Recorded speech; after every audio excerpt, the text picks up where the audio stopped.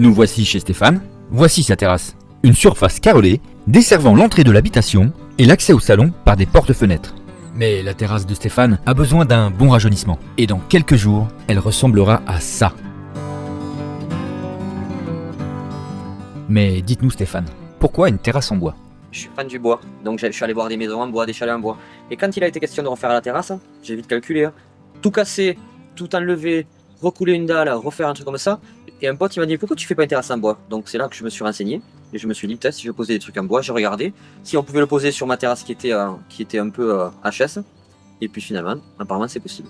Je faisais traîner, ça fait 2 ans que je faisais traîner cette terrasse. Parce que j'ai celle-là et j'en ai une autre sur le côté. Ça fait 2 ans que j'attends de trouver une solution et puis finalement le bois. J'y avais pas pensé parce que je pensais que c'était plus compliqué que ça. Et que je pensais que ça allait, qu'il fallait quand même que j'évacue tout quoi. Je pensais pas que je pouvais poser sur ma terrasse friable. Et finalement. Si, finalement, tu as quand même une base solide au fond, quoi. Donc tu peux quand même te prendre Oui, dessus. parce que là, dans le béton, elle approche, sinon tu peux pas. Ouais. Donc voilà. Oui, car en y regardant de plus près, cette terrasse en carrelage est vraiment en mauvais état. Une grande partie des plaques sont fissurées ou bien se décollent.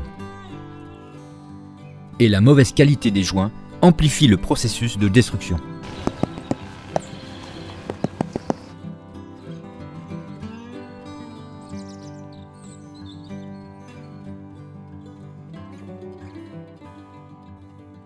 Nous commençons par fixer des lambourdes sur la dalle. Pour cela, on utilise des vis à bois ou des chevilles à frapper.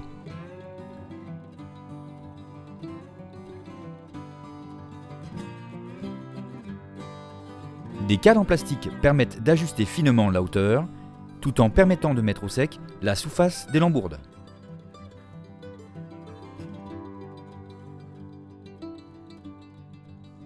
Puis on commence à fixer les lames en partant d'une ligne de référence, ici le mur de l'habitation.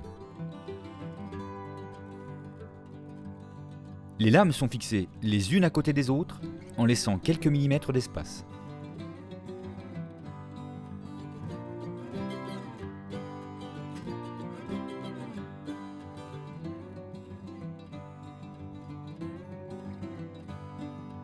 On peut aussi laisser quelques millimètres entre les lames mises bout à bout.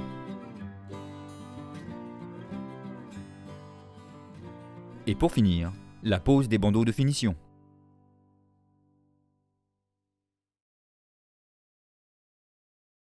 C'est parti. Nous commençons par vérifier la planéité de la dalle. On peut poser sur une dalle difforme, mais une dalle bien plate simplifie le travail. Au moins, pas de surprise de ce côté-là. Vérifions maintenant que la hauteur est suffisante. Il y en a 5, donc ce qu'on peut faire. Il y a les montants, ça passe toujours. Vérifier. Ça va venir dessus. Ça arrive juste en dessous le carrelage, dis donc. Peut-être tu peux. Non, c'est bon. Voilà, ça passe. Alors, il y a de la marge encore un peu. Ça passe nickel.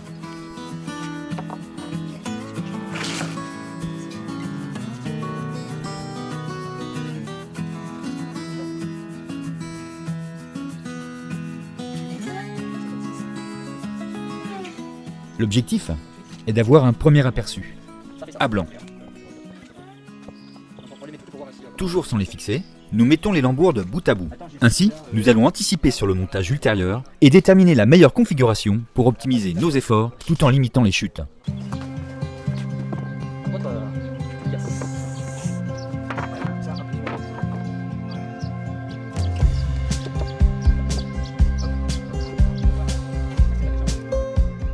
Les lambourdes déformées sont mises de côté. Dans les cas extrêmes, on ne peut pas les redresser. Mais on pourra les utiliser pour de petites longueurs.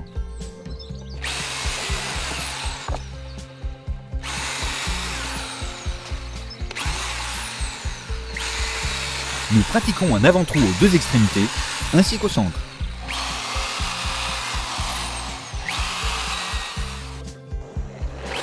A l'aide d'une petite fraise montée sur la perceuse, nous ménageons une petite cuvette sur tous les avant-trous. Cette cuvette sert à intégrer la tête de la cheville à frapper dans la lambourde. Nous repérons les axes des lambourdes sur la dalle, aux 2 extrémités. On dispose ensuite les lambourdes sur leurs axes sans les fixer.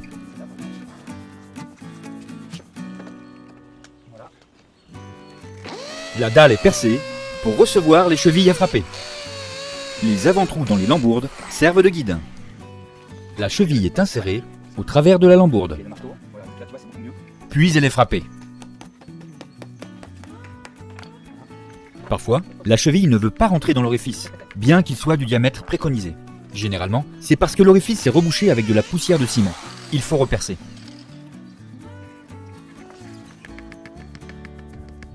Il faut parfois s'y reprendre à plusieurs fois.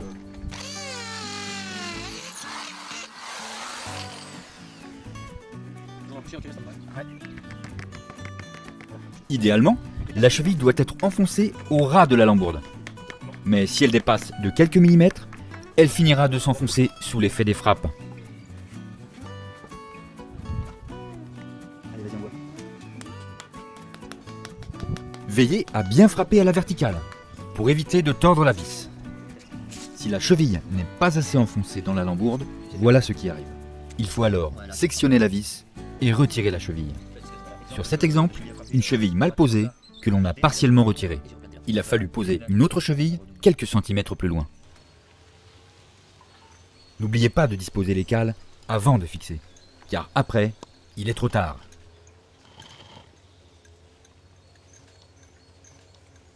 Les lambourdes sont fixées à leurs extrémités et sur au moins un point en leur centre. La distance maximum entre les chevilles à frapper ne doit pas excéder 1,50 m. Mais pour limiter leur souplesse, on interpose des cales supplémentaires, sans cheville à frapper. Tu enfonces, tu peux en mettre un. Pour éviter que les cales ne bougent, on dépose un point de colle polyuréthane sur les cales. Ça devrait être bon. Donc on va faire pénétrer le truc.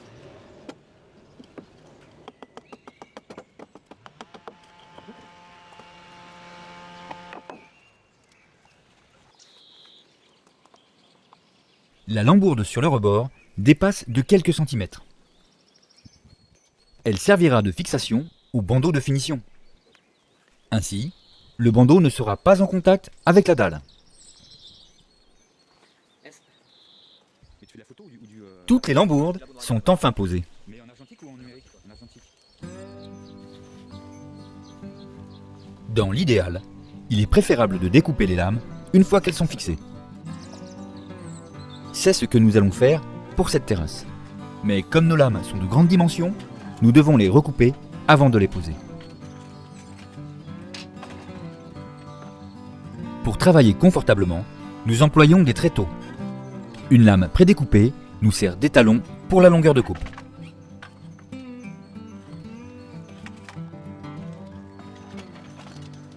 Pendant la découpe, la lame doit être bien en appui.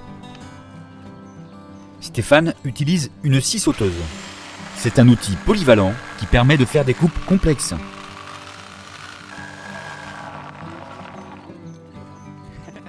Et oui, il faut bien maintenir la lame jusqu'à la fin de la coupe. Mais la scie sauteuse n'est pas l'outil idéal pour faire ce genre de coupe rectiligne. La scie circulaire est plus puissante et permet de faire des coupes bien droites. Mais attention aux doigts.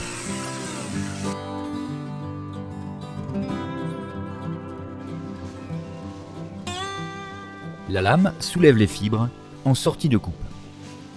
C'est pour cette raison qu'il faut toujours découper les lames sur l'envers.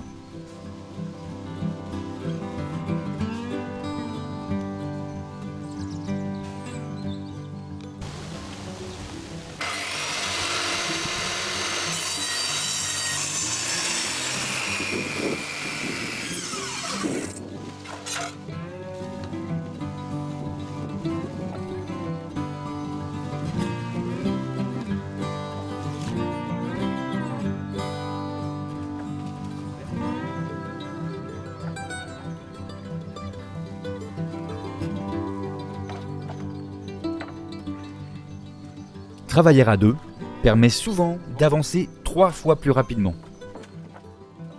Stéphane et Bruno travaillent les lames 2 par 2 en s'aidant d'une lame étalon. Chacun connaît parfaitement ses tâches.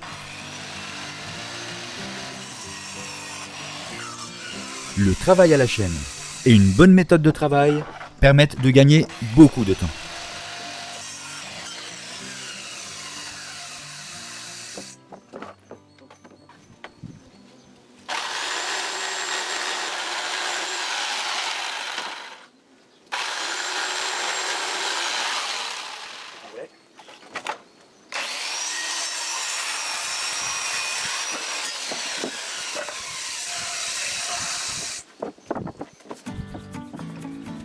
Pour la pose, on procède par lot de plusieurs lames. Dans un premier temps, on pose les lames les unes contre les autres sans les fixer.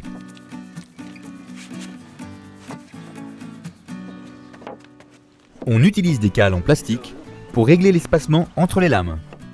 Cet espacement de quelques millimètres est fonction du taux d'humidité ambiant ainsi que du niveau de séchage des lames.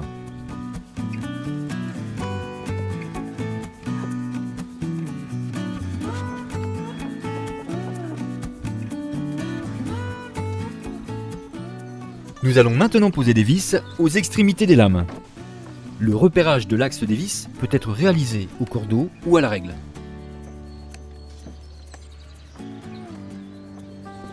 Dans tous les cas, il faut impérativement effectuer un pré-perçage des lames, au moins en leurs extrémités. Cela évite le fissurage de la lame.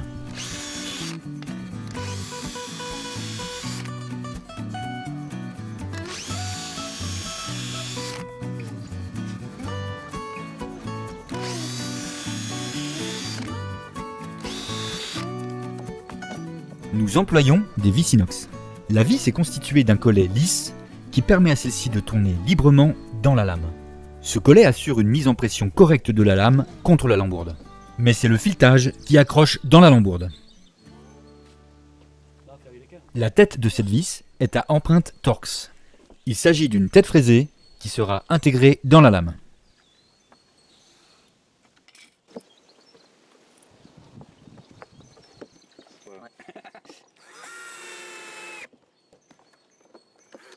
Ces lames de terrasse sont en pin traité classe 4. C'est une essence de bois tendre. Par conséquent, les têtes de vis s'insèrent en surface sans aucun problème.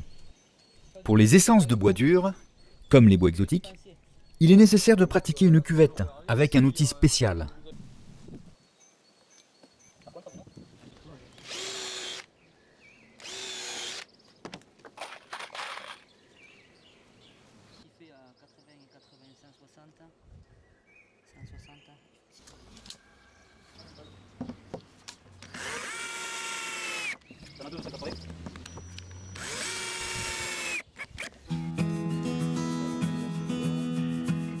Il est fréquent d'avoir à ajuster la largeur de la dernière lame.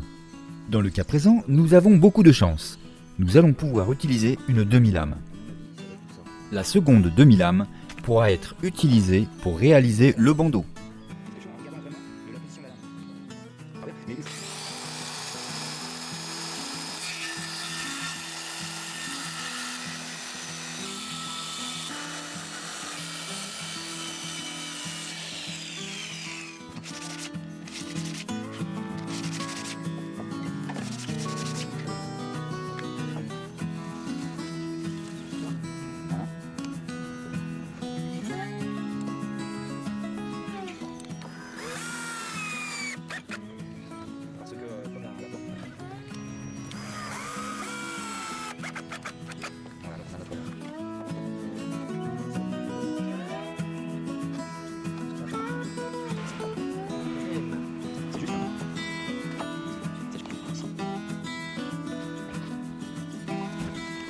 Pour contourner cet obstacle, nous avons ajouté un bout de lambourde pour assurer la continuité du support.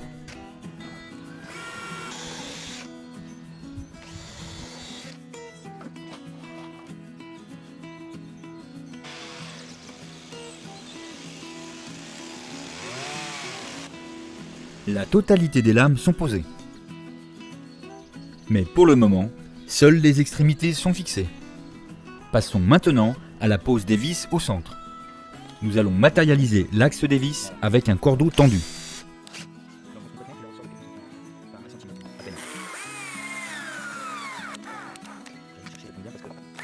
Voilà, c'est bon. Voilà, et on va aller dévisser celle qui est tout là-bas. Voilà. Tu fais une boucle comme ça, simplement comme ça. Hop. Voilà. Et là, tu peux la réutiliser. Vas-y.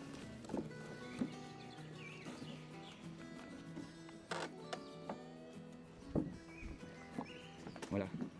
On va la mettre ici sur votre vis et là on peut tendre. Tu peux vraiment serrer très fort, mais normalement. Voilà, tu tires un peu et voilà, super. Et donc là, on a 9 extrémités. Il y a systématiquement 2 vis aux extrémités. Comme ça.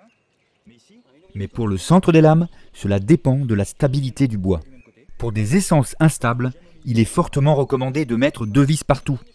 C'est souvent le cas pour les bois exotiques.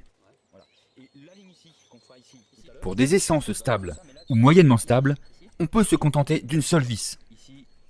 On procède en alternant d'un bord à l'autre de la lame.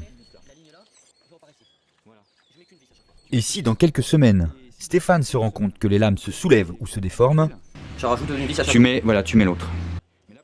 les vis sont fixées à 2 ou 3 mm du cordeau. Si le cordeau est à droite de la tête, la vis est posée à gauche. Le corps de la vis ne doit pas toucher le cordeau. Sinon, on risque de décaler l'axe au fur et à mesure. C'est une question de dixième de millimètre. Dans un premier temps, on ne visse pas à fond. Sinon, la tête de la vis entre en contact avec le cordeau. Et une fois que toutes les vis sont positionnées, on enlève le cordeau et on finit de visser les vis entièrement. Démonstration. Voilà. Tu peux t'arrêter là, tu finis.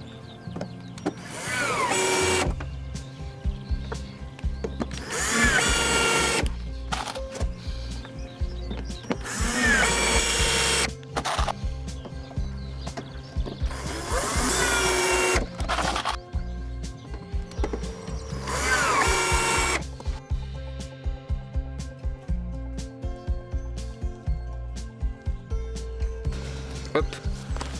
Et on va finir de visser. Voilà. Et là, ça va être très rapide.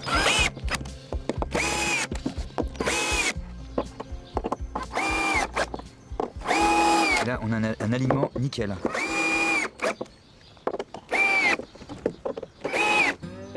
Il faut maintenant découper les lames à leur longueur définitive.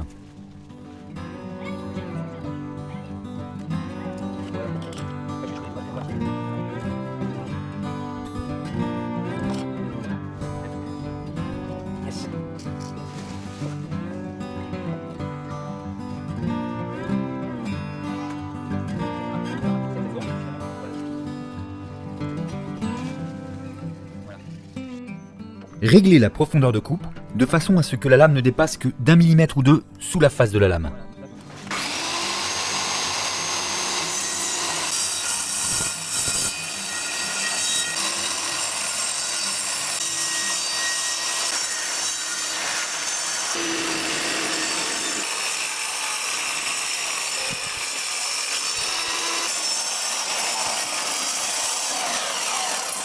C'est juste ça comme ça.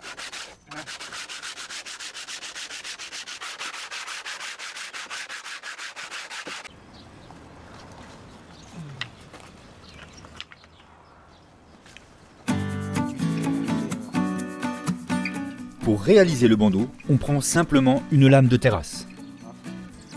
Pour ce bandeau, on se contentera d'une seule vis posée tous les mètres. Mais si cela est possible, 2 vis l'une au-dessus de l'autre amélioreront la fixation tout en limitant l'effet tuilage du bandeau.